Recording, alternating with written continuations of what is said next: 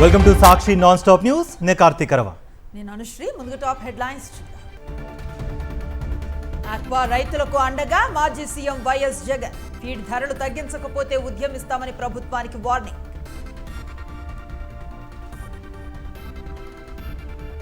వైఎస్ఆర్సీపీలోకి కాంగ్రెస్ నేత మోపిదేవి శ్రీనివాసరావు కండువా కప్పి పార్టీలోకి ఆహ్వానించిన వైఎస్ జగన్.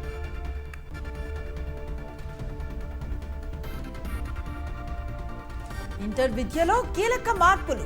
ఇకపై ఫస్ట్ ఇయర్లోనూ ప్రాక్టికల్స్ ప్రకటన చేసిన Telangana inter board.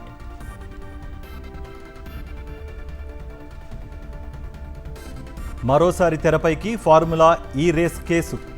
కేటీఆర్కు ACB court సమన్లు. జూలై 31న విచారణకు హాజరు కావాలని ఆదేశం.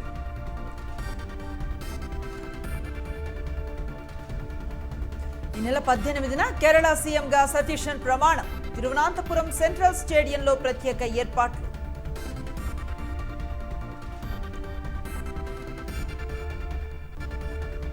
ఇరాన్ అణుబాంబు తయారీకి నో. ఇంధన స్వేచ్ఛకు హర్మూజ్ తెరిచే ఉండాలన్న అమెరికా, చైనా.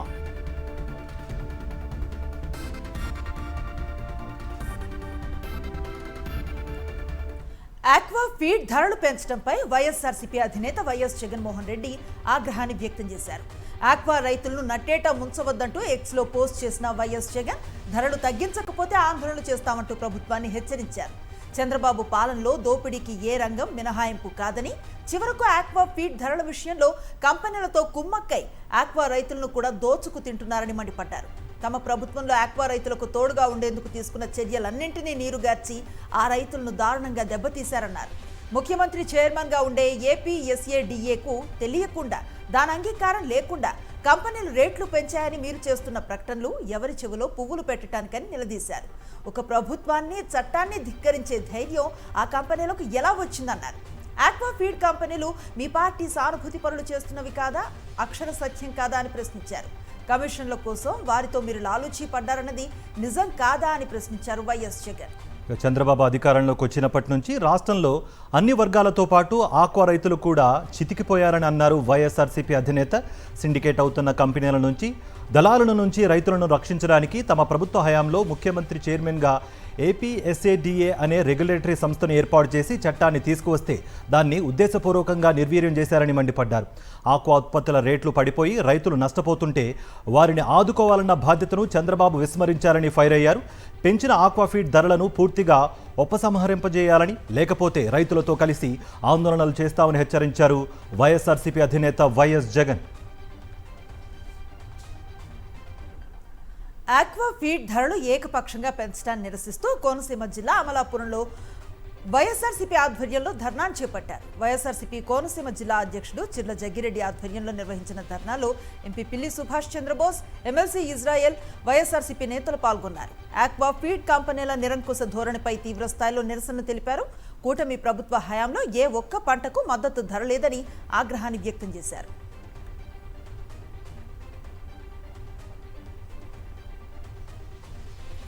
రేపల్లె కాంగ్రెస్ నేత మోపిదేవి శ్రీనివాసరావుతో పాటు పలువురు కాంగ్రెస్ నాయకులు వైఎస్ఆర్సీపీలో చేరిపోయారు.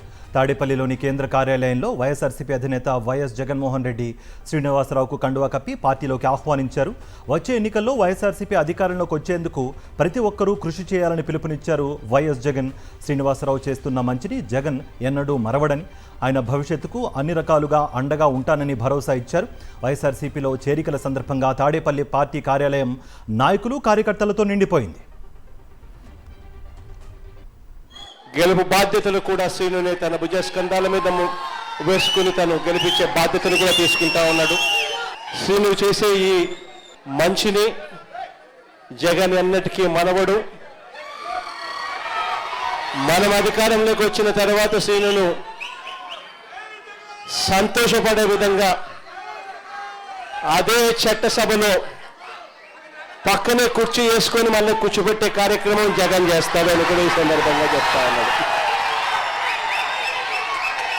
చాలా మంది కార్యకర్తలు వచ్చిన ఈ సందర్భంలో బహుశా అందరినీ కూడా కలవలేకపోవచ్చేమో, ఎందుకంటే ఇన్ని వేల మంది వచ్చారు కాబట్టి అందరినీ కూడా కలవలేకపోయే పరిస్థితి ఉంటుంది. నా మీద పెట్టుకున్న నమ్మకానికి వైఎస్ఆర్ కాంగ్రెస్ పార్టీని గెలిపించాలి అని చెప్పి ఆరాట పడతా ఉన్న మీ అందరి తాపత్రయానికి మనస్ఫూర్తిగా వచ్చిన ప్రతి సోదరుడికి మనస్ఫూర్తిగా రెండు చేతులు జోడించి పేరు పేరున హృదయపూర్వ నేను ఈ రోజున నా జీవితం ధన్యమైంది. రాజశేఖర రెడ్డి గారు ఆయన అభిమానిని నేను. రాజశేఖర రెడ్డి గారు నా ఇంటికి వచ్చి నన్ను ఒక తమ్ముడిగా భుజం మీద చేసిన వ్యక్తిని నేను. ఆ రోజు నుంచి కూడా ఈ రోజు వరకు ఇలువలతోనే ఉన్నాను. ఈ రోజున జగన్మోహన్ రెడ్డి గారు సమక్షంలో వైఎస్ఆర్ కాంగ్రెస్ పార్టీలో అధికారికంగా జాయిన్ అవటం జరుగుతుంది. కూటమి పాలనలో తిరుమల తిరుపతి దేవస్థానంలో అవినీతి పెద్ద స్థాయిలో పెచ్చుమీరిందని ఆరోపించారు YSRCP MP YV Subbareddy. Srivani tickets విక్రయాల్లో కూడా అవినీతికి పాల్పడుతున్నారన్నారు. చివరకు బ్లాక్లో టికెట్లు అమ్ముకునే పరిస్థితికి తీసుకువచ్చారని ఆగ్రహాన్ని వ్యక్తం చేశారు సుబ్బారెడ్డి. టికెట్లు భక్తుల కోసం ప్రత్యేక దర్శనం ఏర్పాట్ల కోసం స్వామివారికి డొనేషన్ ఇచ్చి పెట్టుకునే పద్ధతిగా ఏర్పాటు చేయడం జరిగింది. ఎంతోమంది భక్తులు ఆ అవకాశాన్ని ఉపయోగించుకొని స్వామివారి దర్శనం చేసుకునే విధంగా వెసులుబాటు చేయడం కూడా జరిగింది. కానీ ఈ ప్రభుత్వం అధికారంలోకి వచ్చినాక మేము అధికారంలో ఉన్నప్పుడు శ్రీవాణి టికెట్ల ద్వారా మేము దోచుకుంటున్నాము, అవినీతికి పాల్పడుతున్నామని మా మీద ఎన్నో నెపాలు వేశారు. అట్లాంటి శ్రీవాణిని మేము వస్తే దీన్ని తీసేస్తామని కూడా చెప్పారు. ఇప్పుడు వాళ్ళు వచ్చినాక సేమ్ శ్రీవాణి సిస్టమ్ ద్వారానే ఎంతోమంది భక్తులు దర్శనాలు అవుతుంటే దాంట్లో కూడా బ్లాక్ మార్కెట్లో శ్రీవాణి టికెట్లు అమ్మే పరిస్థితి ఈరోజు కూటమి ప్రభుత్వం అధికారంలోకి వచ్చినాక తిరుమల తిరుపతి దేవస్థానంలో ఉంది. టీసీఎస్ కొత్తగా సాఫ్ట్వేర్ తీసుకొచ్చిన తర్వాతే టీటీడీలో దోపిడీకి శ్రీకారం చుట్టారని ఆరోపించారు టీటీడీ మాజీ చైర్మన్ భూమన కరుణాకర్ రెడ్డి. 4 నెలల్లో వెంకటేశ్వర స్వామికి చెందిన 48 కోట్ల రూపాయలు దోచేశారని అన్నారు. టీటీడీ చైర్మన్ బీఆర్ నాయుడు ఒక బోర్డు మెంబర్తో పాటు కొందరు నేతల కనుసన్నల్లోనే ఈ దోపిడీ జరుగుతోందన్నారు భూమన్.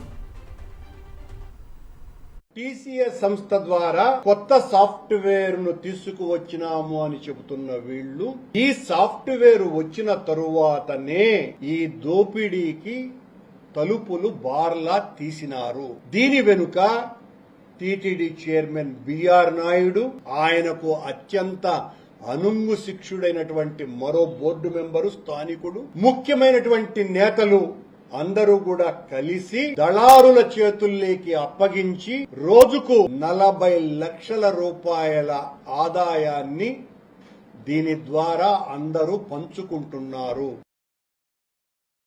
ఎస్ఐఆర్ ఫేజ్ 3 పై కేంద్ర ఎన్నికల సంఘం ప్రకటన చేసింది. ఏపీ, తెలంగాణ సహా 16 రాష్ట్రాలు, 3 కేంద్రపాలిత ప్రాంతాల్లో ఎస్ఐఆర్ షెడ్యూల్ను విడుదల చేసింది. ఏపీలో జూన్ 15 నుంచి జూలై 14 వరకు ఇంటింటి సర్వే చేయనున్నారు అధికారులు. జూలై 21న ఏపీ ముసాయిదా ఓటర్ల జాబితా విడుదల చేస్తారు. జూలై 21 నుంచి ఆగస్టు 20 వరకు అభ్యంతరాలను స్వీకరిస్తారు. ఇక జూలై 21 నుంచి సెప్టెంబర్ 18 వరకు అభ్యంతరాలను పరిష్కరిస్తారు. సెప్టెంబర్ 22న ఏపీ తుది ఓటరు జాబితా విడుదల చేయనుంది ఎలక్షన్ కమిషన్. దాదాపు 3 నెలల పాటు ఈ ప్రక్రియ కొనసాగనుంది. తెలంగాణలోనూ త్వరలో ఎస్ఐఆర్ ప్రారంభం కానుంది. తెలంగాణలో జూన్ 25 నుంచి జూలై 24 వరకు ఇంటింటి సర్వే నిర్వహించనున్న అధికారులు జూలై 31న తెలంగాణ ముసాయిదా ఓటర్ల జాబితా విడుదల చేయనున్నారు. జూలై 31 నుంచి ఆగస్టు 30 వరకు అభ్యంతరాలు స్వీకరిస్తారు. జూలై 31 నుంచి సెప్టెంబర్ 28 వరకు అభ్యంతరాల పరిష్కారం ఉంటుంది. ఇక అక్టోబర్ 1న తెలంగాణ తుది ఓటరు జాబితా విడుదల చేయనుంది ఈసీ. ఫార్ములా ఈ కార్ రేస్ కేసులో మాజీ మంత్రి కేటీఆర్ కు ఏసీబీ కోర్టు నోటీసులు జారీ చేసింది.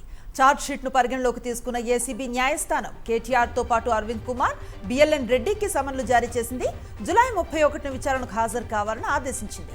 ఈ కేసులో A1గా కేటీఆర్, A2గా అరవింద్ కుమార్, A3గా బిఎల్ఎన్ రెడ్డి, A4గా స్పోర్ట్స్ కన్సల్టెంట్ కిరణ్ మల్లేశ్వరరావు, A5గా FEO సంస్థ నిర్వాహకులు ఉన్నారు. హెచ్ఎండిఏ ఖాతా నుంచి 55 కోట్ల రూపాయలను FEO సంస్థకు బదిలీ చేసినట్లుగా గుర్తించిన ఏసీబీ ఇప్పటికే కేటీఆర్, అరవింద్ కుమార్, బిఎల్ఎన్ రెడ్డిలతో సహా FEO సంస్థ ప్రతినిధులను ప్రశ్నించింది. బండి భగీరథ్ ముందస్తు రక్షణ పిటిషన్పై విచారణ వాయిదా వేసింది తెలంగాణ హైకోర్టు. భగీరథ్కు అరెస్ట్ నుంచి రక్షణ ఇవ్వొద్దని వాదించారు ప్రభుత్వ లాయర్. నేరస్తుల విచారణకు సహకరిస్తామని చెబుతారు. కానీ చేయరని కోర్టు దృష్టికి తీసుకువెళ్లారు ఆయన. నిందితుడి తండ్రి కేంద్ర మంత్రి అని, ఆయన దేన్నైనా ప్రభావితం చేయగలరని వాదించారు ప్రభుత్వ న్యాయవాది. మరోవైపు రేపు విచారణకు హాజరవుతానని ఇప్పటికే పోలీసులకు మెయిల్ పంపారు బండి భగీరథ్. ఢిల్లీలోని సీఎం చంద్రబాబు నివాసాన్ని అత్యంత విలాసవంతంగా తీర్చిదిద్దేందుకు ఆంధ్రప్రదేశ్ ప్రభుత్వం భారీగా నిధులు కేటాయించింది. సీఎం చంద్రబాబు నివాసం అప్గ్రేడేషన్ పేరుతో 6.50 కోట్ల వ్యయానికి ప్రభుత్వం ఆమోదం తెలిపింది. దీనికి సంబంధించిన జీవో ఎంఎస్ నెంబర్ 52 జారీ చేసింది. వాష్రూమ్ల రీడిజైన్, మోడర్న్ ఫిట్టింగ్స్, ప్రత్యేక డ్రెస్సింగ్ రూమ్, కబోర్డ్ల విస్తరణ, 21 మందికి సరిపడే డైనింగ్ హాల్, ప్రత్యేక వెయిటింగ్ హాల్, విఐపి ఎంట్రీ వంటి సౌకర్యాలు ఏర్పాటు చేయాలని నిర్ణయించింది. ఇటాలియన్ మార్బుల్ ఫ్లోరింగ్, ప్రత్యేక లైటింగ్, అధునాతన furniture, art work, sun roof panels ఏర్పాటు వంటి పనులకు కూడా చేపట్టాలని ఆదేశించింది. ప్రధాని పొదుపు చేయమని చెప్పిన సీఎం చంద్రబాబు ఏమాత్రం తగ్గటం లేదు. భారీగా దుబారా చేసేందుకు ప్రాధాన్యతనిస్తున్నారు. చంద్రబాబు ప్రభుత్వం మరో దారుణ నిర్ణయం తీసుకుంది. నాడు నేడు స్కూళ్ల కోసం విరాళాలు సేకరించాలని నిర్ణయం తీసుకుంది. విరాళాలు వస్తేనే స్కూళ్ల అభివృద్ధి చేయాలని భావిస్తోంది బాబు సర్కార్. విరాళాల కోసం ప్రత్యేక సొసైటీతో పాటు విరాళాల సేకరణకు డోనర్ పోర్టల్ ఏర్పాటుకు నిర్ణయం తీసుకున్నారు. ప్రభుత్వ స్కూళ్లకు ₹1 కూడా ఖర్చు చేయడం లేదు బాబు. ఇప్పుడు దాతల దయపైనే పేద పిల్లల పాఠశాల భవిష్యత్తు ఆధారపడి ఉంది. ఢిల్లీలోని తన ఇంటి హంగులకు ₹1,00,00,000 ఖర్చు పెడుతున్న చంద్రబాబు పేద పిల్లలు చదువుకునే స్కూళ్లకు డబ్బులు ఇవ్వడానికి మాత్రం మనసు రావడం లేదు.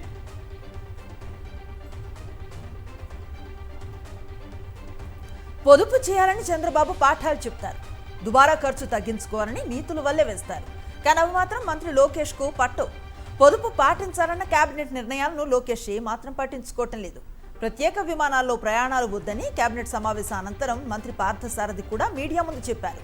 మంత్రి ఆ వ్యాఖ్యలు చేసిన కాసేపటికే సత్యసాయి జిల్లా పర్యటనకు స్పెషల్ ఫ్లైట్లో వెళ్లారు లోకేష్. విమానం దిగాక కూడా దుబారా ఆగలేదు. పుట్టపర్తి నుంచి ధర్మవరానికి లోకేష్ భారీ కాన్వాయ్తో వెళ్లారు. 8 వాహనాలతో ప్రయాణించారు. ఏపీ కేబినెట్ నిర్ణయాలకు వ్యతిరేకంగా లోకేష్ వ్యవహరిస్తున్న తీరుపై విమర్శలు వెల్లువెత్తుతున్నాయి.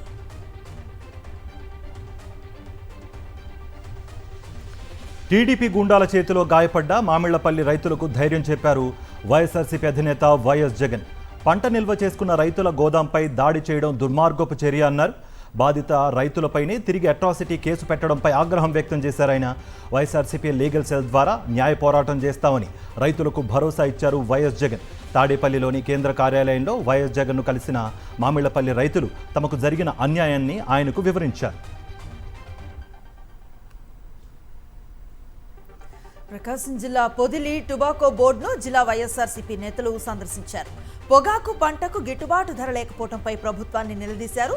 గతంలో పొదిలి టొబాకో బోర్డును మాజీ సీఎం జగన్ సందర్శిస్తే రైతులపై అక్రమ కేసులు పెట్టిన ప్రభుత్వం ఇప్పుడు గిట్టుబాటు ధరను కల్పించి ఎందుకు ఆదుకోలేకపోతోందని ప్రశ్నించారు. 2 ఏళ్ల నుంచి పండిన ఏ పంటకు గిట్టుబాటు ధర లేక రైతులు అవస్థలు పడుతున్నారని గుర్తు చేశారు.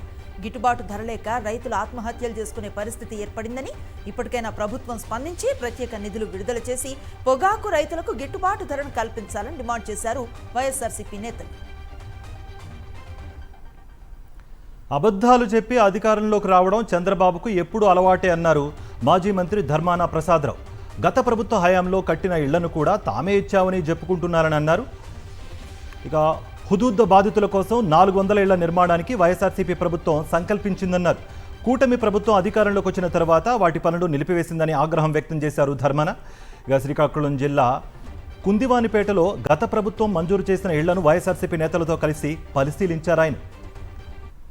వచ్చారు ఇల్లు ఇంతకుంట ఘనంగా చేస్తామని చెప్పారు. రూపాయి ఇచ్చిన దగ్గర ₹2 ఇస్తామని చెప్పారు. సంపద సృష్టిస్తామని చెప్పారు. పచ్చి అబద్ధాలు చెప్పారు. ఎన్నికైపోయిన వెంటనే ఎవరు చెప్పారు మీకు ఇవన్నీ డబ్బులు ఎక్కడున్నాయని చెప్పి వదిలేశారు. మరి ఇదే డబ్బులతో జగన్మోహన్ రెడ్డి ప్రభుత్వం చేశాం కదా ఈ పనులన్నీ. ఇప్పుడు ఎందుకు మీరు చేయలేకపోతున్నారు? ఏమవుతుంది? డబ్బంతా దేనికి ఖర్చు పెడుతున్నారు? ఆ ఇల్లు ఎక్కడొక్కడ ఆగిపోయినాయి. 400 ఇళ్లతో కాలనీ నిర్మాణం చేస్తే 4 ఇళ్లు ప్రవేశమైనాయి మన గవర్నమెంట్ వచ్చినప్పటికీ. అంతే. ఆ తర్వాత మరి నీట్ పేపర్ లీక్ పరీక్ష రద్దుపై ఎక్స్లో స్పందించారు CM Revanth Reddy. NEET paper లీక్తో విద్యార్థుల భవిష్యత్ అంధకారంలోకి నెట్టారని మండిపడ్డారు. దేశవ్యాప్తంగా 22.79 లక్షల మంది విద్యార్థులు తీవ్ర ఆందోళనలో ఉన్నారని, మే 3న జరిగిన నీట్ పరీక్ష రద్దుతో విద్యార్థుల్లో టెన్షన్ నెలకొందన్నారు. పేపర్ లీక్ అక్రమాలపై కఠిన చర్యలు తీసుకోవాలని డిమాండ్ చేశారు. నిందితులు ఎంత పెద్దవారైనా కఠినంగా శిక్షించాలి అన్నారు. కేంద్ర ప్రభుత్వం పారదర్శక దర్యాప్తును చేపట్టాలన్నారు. వ్యవస్థ వైఫల్యాలతో అమాయక విద్యార్థులు నష్టపోకూడదని, పోటీ పరీక్షల అవకాశాలకు మార్గం కావాలి కానీ భయానికి కాదు అన్నారు. విద్యార్థులకు తెలంగాణ ప్రభుత్వం అండగా ఉంటుందని స్పష్టం చేశారు CM Revanth Reddy. BRS working president కేటీఆర్తో భారతదేశంలోని Australia high commissioner Philip Green భేటీ అయ్యారు. ఆయనతో పాటు కర్ణాటక, తెలంగాణ రాష్ట్రాల Australia consul general Hilary McGeachy భేటీలో పాల్గొన్నారు. హైదరాబాద్ నందినగర్లో జరిగిన ఈ భేటీలో పరస్పర ప్రయోజనాలు, వ్యూహాత్మక అంశాలపై విస్తృతంగా చర్చించారు. వీరు తెలుగు రాష్ట్రాల్లో ఆస్ట్రేలియా పెట్టుబడులకు ఉన్న అవకాశాలు, సాంకేతిక రంగంలో పరస్పర సహకారం, విద్యారంగంలో నూతన భాగస్వామ్యాల గురించి సమావేశంలో ప్రస్తావించారు. ఆస్ట్రేలియా ప్రతినిధులతో జరిగిన ఈ భేటీ పట్ల సంతోషం వ్యక్తం చేస్తూ భాగస్వామ్యం ఇరు దేశాల ఆర్థిక వ్యవస్థలకు, సాంస్కృతిక బంధాలకు మరింత బలాన్ని చేకూరుస్తుందని ఆశాభావం వ్యక్తం చేశారు కేటీఆర్. ఇంటర్మీడియట్ విద్యలో మార్పులు చేసింది తెలంగాణ ప్రభుత్వం. 2026-27 అకాడమిక్ ఇయర్ నుంచి నూతన విధానాన్ని ప్రవేశపెట్టింది. First year physics, chemistry, botany, geology first ఇయర్లో 15, సెకండ్ ఇయర్లో 15 మార్కులకు ప్రాక్టికల్స్ను ప్రవేశపెట్టింది. యాక్టివిటీ బేస్డ్ లెర్నింగ్ను ప్రవేశపెట్టింది ఇంటర్ బోర్డ్. మ్యాథ్స్లో 75కు బదులు 60 మార్కులకు ఫైనల్ పరీక్షలు. ఇంటర్నల్ అసెస్మెంట్కు ఒక్కో ఏడాదికి 15 మార్కులు. హ్యూమానిటీస్లో యాక్టివిటీ బేస్డ్ లెర్నింగ్కు 20 మార్కులు. ఫైనల్ పరీక్షలు 100కు బదులు 80 మార్కులకే నిర్వహించనుంది. లాంగ్వేజెస్లోనూ 100కు బదులు 80 మార్కులకే ఫైనల్ ఎగ్జామ్ పెట్టనుంది.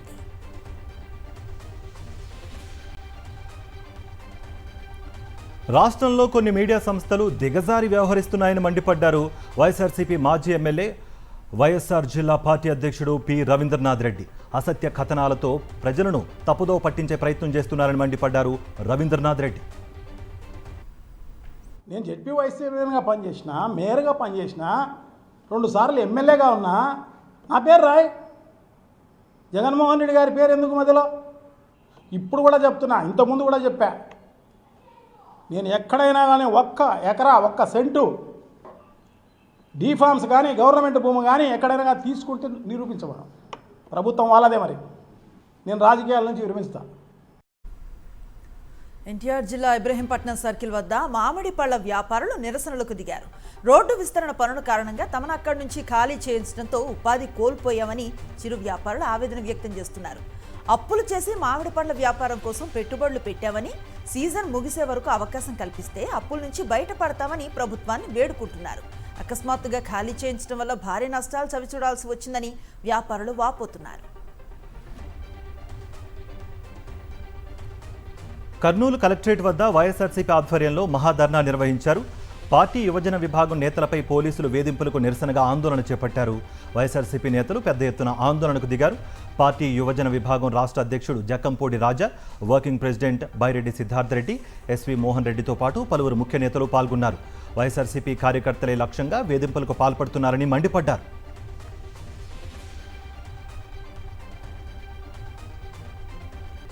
మృగశిర కార్తె సందర్భంగా ప్రతి సంవత్సరం పంపిణీ చేసే చేప మందు పంపిణీకి ప్రభుత్వం విస్తృత ఏర్పాట్లు చేస్తోంది.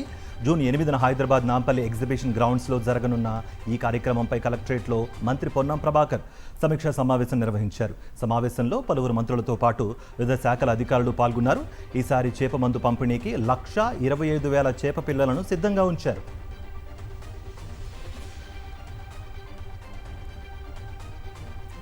కరీంనగర్ పీఎంజే నగల దుకాణం దోపిడీ కేసులో 3 నిందితులను అరెస్ట్ చేసినట్లుగా కరీంనగర్ పోలీస్ కమిషనర్ గౌష్ ఆలం తెలిపారు. మీడియా సమావేశంలో కేసు వివరాలు సిపి వెల్లడించారు. నగల దుకాణంలో జరిగిన చోరీలో 13 మంది నిందితులు పాల్గొన్నట్లుగా వెల్లడించారు. మొత్తం 161 తులాల బంగారం, 112 క్యారెట్ల వజ్రాభరణాలు ఎత్తుకు వెళ్లినట్లుగా పేర్కొన్నారు. దోపిడీకి ముందు నిందితులు ధర్మపురిలో ఆశ్రయం పొందారని, చోరీ తర్వాత 3 బృందాలుగా విడిపోయి ధర్మపురి వద్ద వాహనాలు వదిలి పరారయ్యారని సిపి తెలిపారు. నిందితుల వద్ద నుంచి ఇప్పటి వరకు 51,000 రూపాయల నగదు, 2 సెల్ ఫోన్లు స్వాధీనం చేసుకున్నట్లుగా కరీంనగర్ సిపి తెలిపారు. బంగారం కొనుగోలు చేసిన వ్యాపారితో పాటు నిందితులను అరెస్ట్ చేశామన్నారు. పరారీలో ఉన్న వారి కోసం ప్రత్యేక బృందాలు గాలిస్తున్నాయని అన్నారు. దోపిడీ కేసులో సుబోధ్ సింగ్ ప్రధాన నిందితుడని, 2 నెలల క్రితమే 4 ప్రాంతాల్లో రెక్కీ నిర్వహించి చివరికి కరీంనగర్లో దోపిడీ చేశారని అన్నారు. బీహార్, బెంగాల్, జార్ఖండ్ రాష్ట్రాల్లో సుబోధ్ సింగ్ ముఠా చోరీలకు పాల్పడిందని సిపి వెల్లడించారు. తెలంగాణలో ఇలాంటి తరహా దోపిడీ జరగడం మొదటిసారి అని సిపి వివరించారు.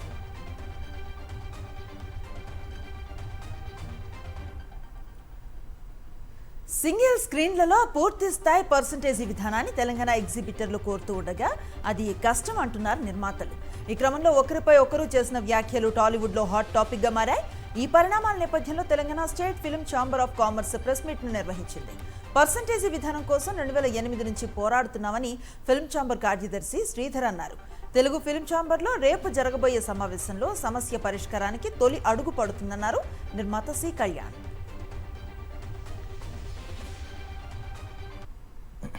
ఈరోజు బరువు మొయ్యలేని పరిస్థితి, నడవలేని పరిస్థితిలో ఉన్నారు కాబట్టి వాళ్ళు గట్టిగా అడుగుతున్నారు. సమస్య గ్యారెంటీగా పరిష్కారం చేయాల్సినటువంటి సమస్య. అది ఏ విధంగా చేయాలి, ఎంతెంత చేయాలి, ఏ ఏరియాకి ఏ విధంగా చేయాలి అనే దాన్ని మాత్రం రేపు మీటింగ్లో ఫస్ట్ స్టెప్ ఉంది, ఆల్రెడీ రెడీ అయి ఉంది. National updates. ప్రపంచ వేదికపై బ్రిక్స్ దేశాలు సుస్థిర పాత్ర పోషించాలని పిలుపునిచ్చారు భారత విదేశాంగ శాఖ మంత్రి ఎస్ జయశంకర్. ప్రస్తుత సంక్షోభాలు, ఆర్థిక అస్థిరతలు, వాణిజ్యంలో సవాళ్లు, సాంకేతికత, షిప్పింగ్ సప్లై చైన్లో ఇబ్బందులు ప్రపంచ చిత్రాన్ని మారుస్తాయని వ్యాఖ్యానించారు ఆయన. ఢిల్లీలోని భారత మండపంలో జరిగిన బ్రిక్స్ విదేశాంగ శాఖ మంత్రుల సదస్సులో జయశంకర్ ఈ విధంగా మాట్లాడారు.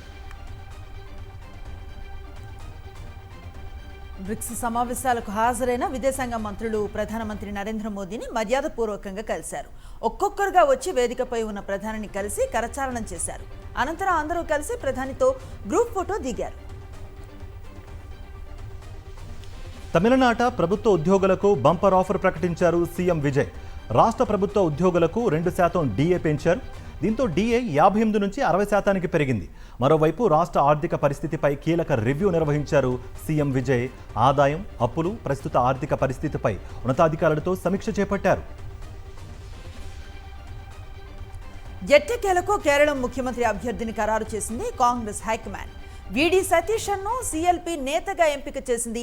సీఎం రేస్లో కేసీ వేణుగోపాల్, వీడి సతీశన్, రమేష్ చెన్నితాల పోటీ పడగా అన్ని వర్గాలతో సంప్రదింపుల అనంతరం సతీశన్ వైపుకు మొగ్గు చూపింది. హస్తం అధిష్టానం కేరళ ప్రజల మార్పు కోసం ఓటేశారని, మార్పు చూపిస్తామని హామీ ఇచ్చారు. మహారాష్ట్ర సీఎం దేవేంద్ర ఫడ్నవీస్ సైతం పొదుపు చర్యలు ప్రారంభించారు.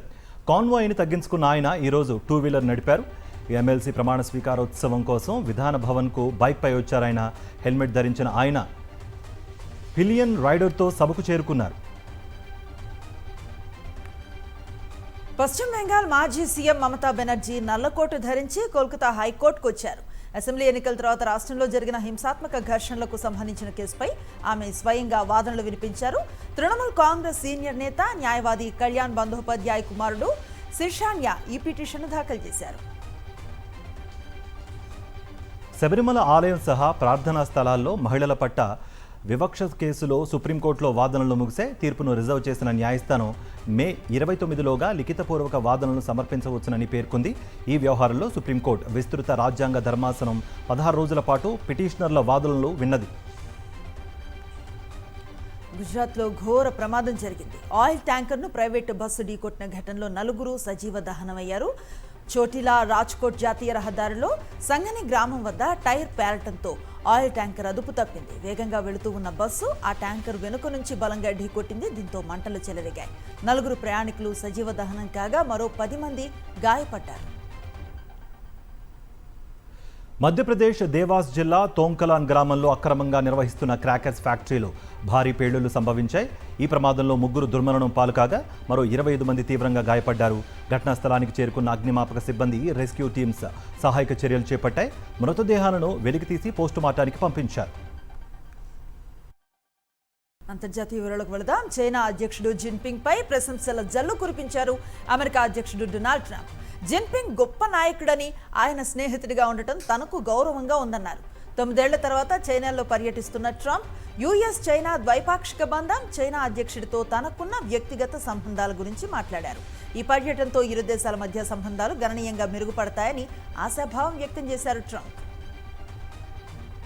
తైవాన్ విషయంలో అమెరికా జోక్యం చేసుకుంటే 2 దేశాల మధ్య ప్రత్యక్ష యుద్ధం తప్పదని డొనాల్డ్ ట్రంప్ను హెచ్చరించారు చైనా అధ్యక్షుడు షీ జిన్పింగ్. స్వయం ప్రతిపత్తి కలిగిన తైవాన్ అంశాన్ని సరిగ్గా హ్యాండిల్ చేయకపోతే యుద్ధం తప్పదని స్వీట్ వార్నింగ్ ఇచ్చినట్లుగా చైనా మీడియా కథనాలు పేర్కొన్నాయి. చైనా అమెరికా సంబంధాల కంటే తైవాన్ అంశం చైనాకు అత్యంత కీలకమైందని జిన్పింగ్ ట్రంప్తో స్పష్టం చేసినట్టుగా తెలుస్తోంది. బిజినెస్ అప్డేట్స్ చూద్దాం. స్టాక్ మార్కెట్స్ ఈ రోజు భారీ లాభాలతో ముగిశాయి. అంతర్జాతీయ మార్కెట్ల సానుకూల సంకేతాలు కలిసొచ్చాయి. 789 పాయింట్లు లాభపడ్డ సెన్సెక్స్ 75,398 వద్ద స్థిరపడింది. నిఫ్టీ 277 పాయింట్లు పెరిగి 23,689 వద్ద ముగిసింది.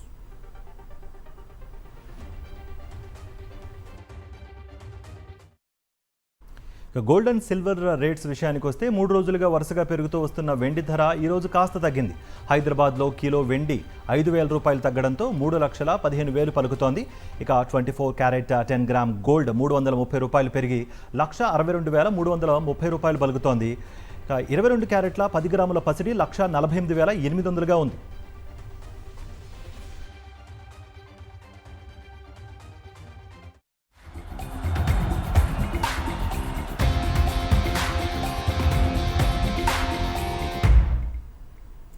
స్పోర్ట్స్ అప్డేట్స్ చూద్దాం. ముంబై ముందు 201 పరుగుల లక్ష్యాన్ని ఉంచింది పంజాబ్. 20 ఓవర్లలో 8 వికెట్లు కోల్పోయిన ముంబై 200 పరుగులు చేసింది. శ్రేయస్ అయ్యర్ 4, సూర్యవంశ్ 8, శశాంక్ సింగ్ 2, ఆన్సర్స్ 2 పరుగులకి అవుట్ అయ్యారు. ప్రభ్మన్ సింగ్ 57 పరుగులు చేసి ముంబైని ఆదుకున్నాడు.